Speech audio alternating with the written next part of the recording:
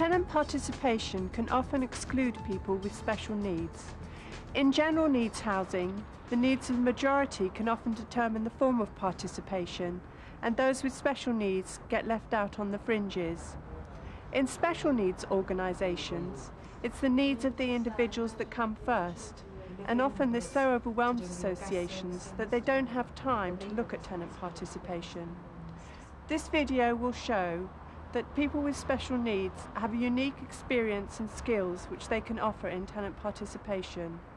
We'll look particularly at 3 individuals who have become involved in tenant participation at different levels within their own association. I've been living here just over a year now, and I've lived with Doreen and Dorothy. They're my 2 flatmates. How did Christian Action help you to get to the meetings? They organised a cab for me, there and back, and it's quite safe. I don't have any problems. Been going twice on my own now, and I'm quite happy to do that. They thought it would be more independence for me, save the staff keep coming on to come with me.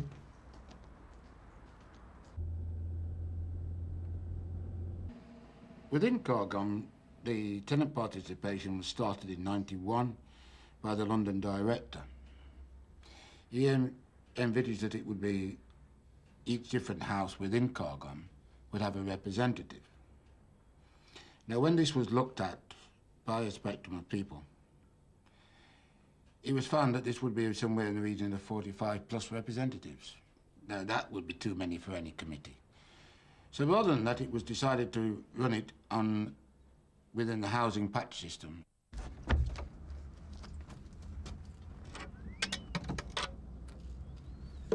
Why did you get involved, David? I had a complete nervous breakdown and was a complete wreck. Completely different to what I was previously. So the support worker said, why don't you go to the TA meeting? So I thought, well, I'll go. So I took on a bit of responsibility.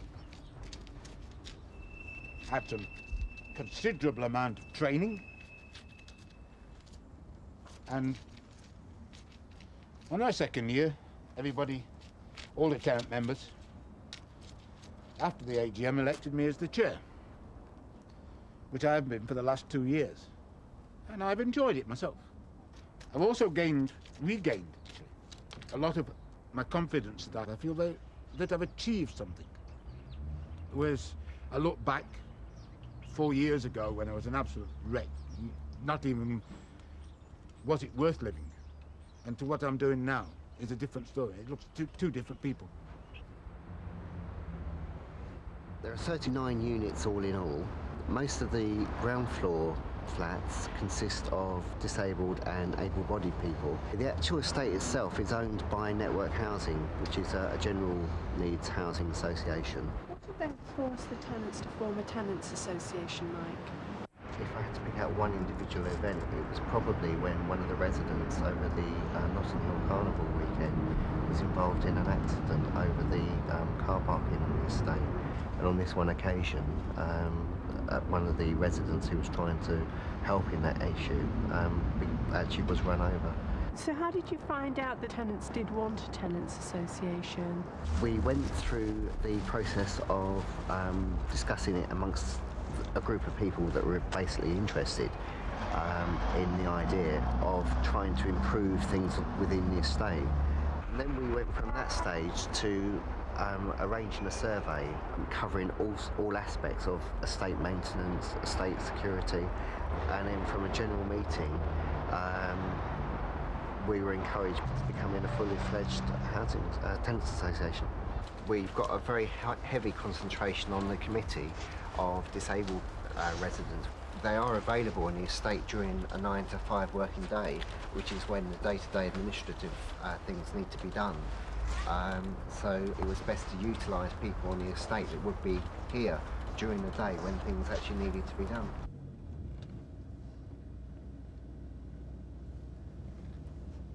Let's get a cab there and a cab back, always. I don't have to wait out with the bus or anything, which I'm pleased about. And I don't have to pay anything, it's all paid for me. I've got one problem that I'd like to bring up, and that's we've got one of the kids downstairs leaves a bike out in the hall, and I'm frightened my friend Doreen's going to fall over it. We have a meeting once a month at Poole Court. They started off in the office at Winchmore Hill, but I started going to Winchmore Hill, but I found the stairs very awkward.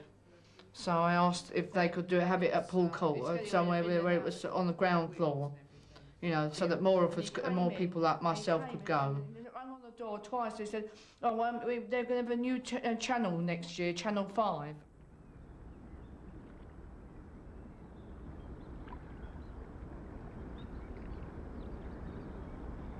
How have you structured the Tenants Association like? Okay, well, at the lowest level we've got the tenant, then we move on to what's called a block rep, which is a representative that's on the committee that's responsible for dealing with residents within the block.